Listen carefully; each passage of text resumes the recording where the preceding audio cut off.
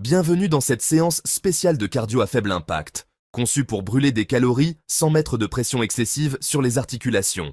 Vous voulez perdre des calories, booster votre énergie et améliorer votre forme cardiovasculaire sans craindre les impacts répétés des exercices traditionnels. Vous êtes au bon endroit. Aujourd'hui, on va plonger ensemble dans un programme parfaitement adapté pour les débutants, les personnes en rééducation ou même les athlètes souhaitant un jour de récupération active. Alors, restez bien attentifs jusqu'à la fin, car chaque détail compte pour tirer le meilleur de cette séance. Tout d'abord, soyons clairs. Le cardio à faible impact n'est pas synonyme d'efforts réduits ou de résultats amoindris. Bien au contraire. En utilisant des mouvements qui ne mettent pas de stress excessif sur vos articulations, vous permettez à votre corps de brûler efficacement des calories, tout en restant à l'aise et en évitant les blessures. Cela signifie que vous pouvez enchaîner ces séances plusieurs fois par semaine, voire chaque jour, pour des résultats maximaux. Laissez-moi vous emmener dans un voyage d'exercices minutieusement pensé pour travailler vos principaux groupes musculaires et faire monter votre fréquence cardiaque. Tout ça sans un seul saut, sans impact violent et sans risque de douleurs articulaires. Vous êtes prêts? Allons-y. On commence toujours par un échauffement. Vous savez, il n'y a rien de plus important que de préparer votre corps pour la suite. On commence par 5 minutes de mouvement fluide, comme marcher sur place ou lever les genoux doucement. Imaginez que chaque mouvement réveille vos muscles un à un peu comme si vous les invitiez à se préparer pour le show. Concentrez-vous sur votre respiration. Inspirez profondément par le nez, expirez par la bouche. Cela améliore l'oxygénation de vos muscles et aide votre corps à se détendre. Allez, première étape. Des marches dynamiques avec lever de genoux. Le but ici est de maintenir un rythme soutenu tout en activant vos jambes et en engageant votre cœur. Visualisez-le comme une marche énergique où vous levez les genoux jusqu'à la hauteur des hanches. Concentrez-vous sur votre respiration et restez constant. En maintenant une cadence rapide pendant 2 à 3 minutes, vous commencerez à sentir votre cœur battre plus vite. Et ça, c'est le signe que vous brûlez des calories. Maintenant, passons au coup de pied devant. Oui, vous avez bien entendu. Sans sauter ni courir. Imaginez un coup de pied fluide et contrôlé vers l'avant, comme si vous repoussiez quelque chose avec vos pieds. Ici, vos muscles des jambes travaillent, vos abdominaux se contractent légèrement pour maintenir l'équilibre, et votre respiration devient votre moteur. Un mouvement que l'on sous-estime souvent, mais qui, pratiqué pendant 2 minutes, est très efficace pour maintenir une intensité cardio tout en protégeant vos articulations. Ensuite, on enchaîne avec des rotations du buste en position semi-assise, comme si vous faisiez un twist tout en vous asseyant. Cet exercice n'est pas seulement excellent pour le cardio, il engage aussi les muscles obliques et aide à tonifier la taille. Assurez-vous de maintenir une posture stable en pliant légèrement les genoux, tout en tournant le buste de gauche à droite avec fluidité. C'est aussi un mouvement qui encourage la mobilité, vous permettant de travailler votre souplesse tout en améliorant votre rythme cardiaque. On continue maintenant avec des extensions de bras et de jambes opposées. On se penche légèrement en avant, en levant une jambe et le bras opposé en même temps. Non seulement cela fait travailler votre équilibre, mais cela renforce également les muscles du dos et du tronc.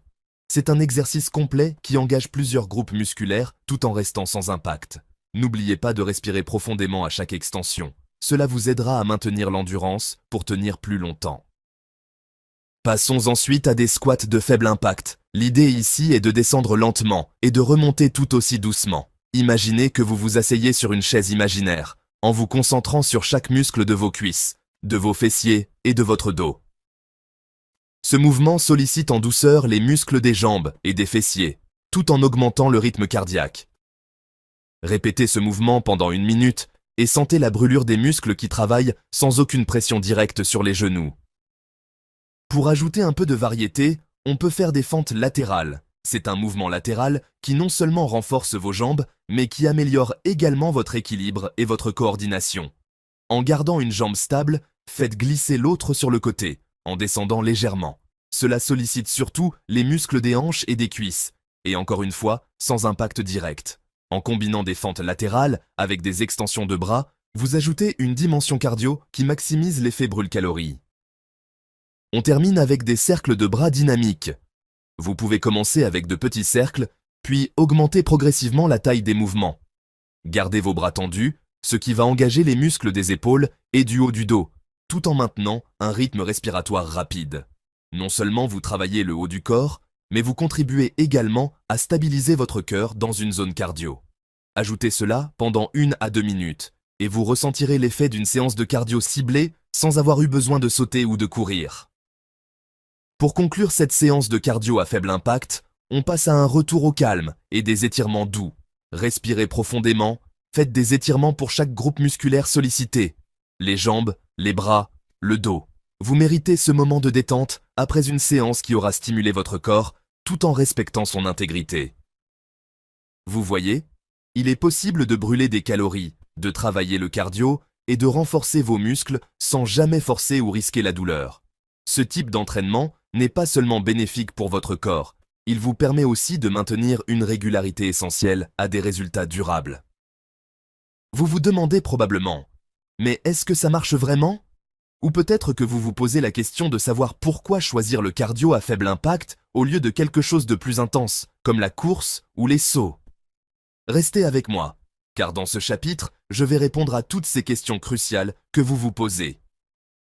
Vous allez comprendre pourquoi cette approche pourrait être exactement ce que vous cherchez pour brûler des calories tout en protégeant vos articulations. Commençons par la question la plus courante.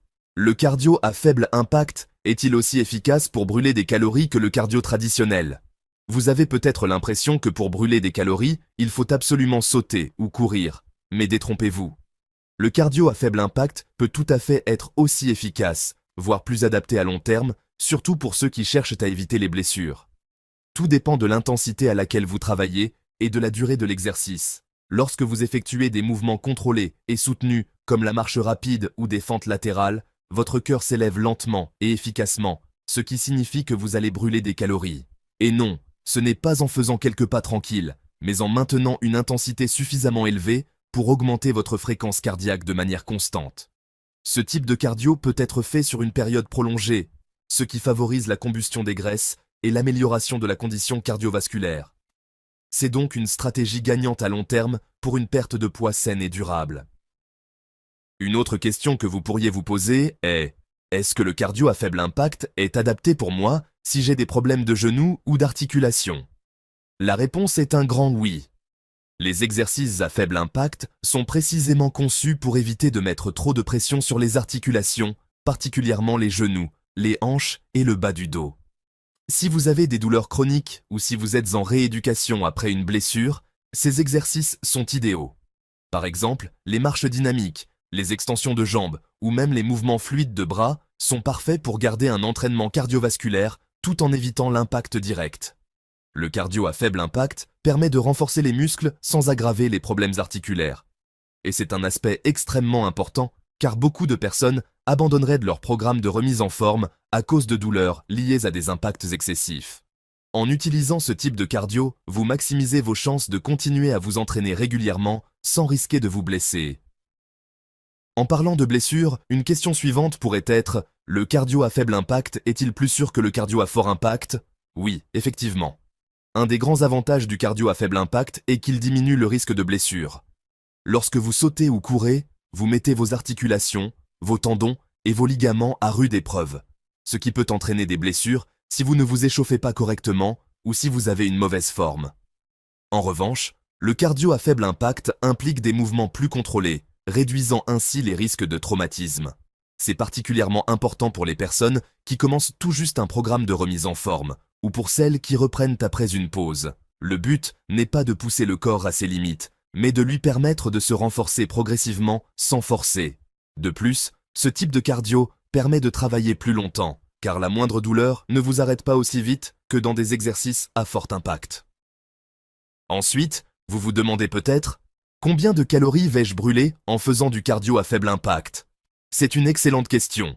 En général, vous pouvez brûler environ 200 à 400 calories pendant une séance de 30 à 45 minutes de cardio à faible impact en fonction de votre poids, de votre intensité et de votre métabolisme.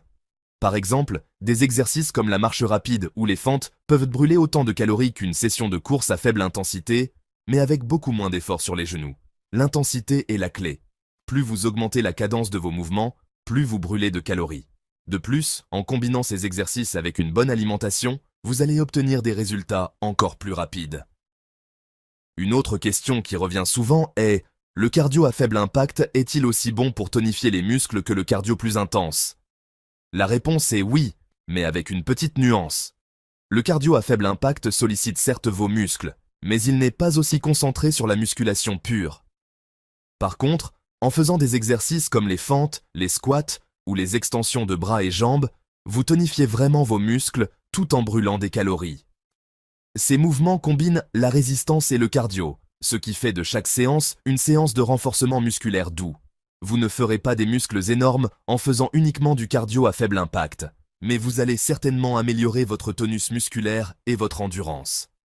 Si vous cherchez un programme qui allie à la fois la tonification musculaire et la perte de graisse, alors c'est exactement ce qu'il vous faut. Peut-être que vous vous demandez également combien de fois par semaine dois-je faire du cardio à faible impact pour voir des résultats? La réponse dépend de vos objectifs. Si vous êtes débutant, commencer avec 3 à 4 séances par semaine est une bonne idée.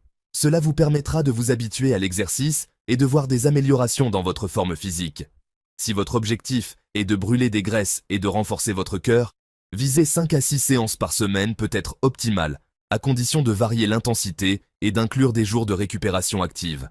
L'idée est d'intégrer le cardio à faible impact dans votre routine, sans trop forcer. Et si vous aimez ces séances, vous pourrez augmenter progressivement la durée pour des bénéfices encore plus grands. Pour finir, peut-être que vous vous demandez, le cardio à faible impact peut-il m'aider à perdre du poids? La réponse est un grand oui, à condition que vous ayez une approche globale de la santé, qui inclut non seulement l'exercice, mais aussi une alimentation équilibrée. Brûler des calories grâce au cardio à faible impact peut certainement contribuer à la perte de poids, mais vous devrez également surveiller vos habitudes alimentaires. Cela ne veut pas dire que vous devez suivre un régime restrictif, mais optez pour des repas équilibrés qui soutiennent vos efforts d'entraînement. Assurez-vous d'avoir suffisamment de protéines pour la récupération musculaire et d'hydrater correctement votre corps. Le cardio à faible impact est un excellent complément à un mode de vie actif, vous aidant à rester motivé sans subir le stress des exercices intenses. Alors, la question maintenant est, êtes-vous prêt à intégrer ce type de cardio dans votre routine?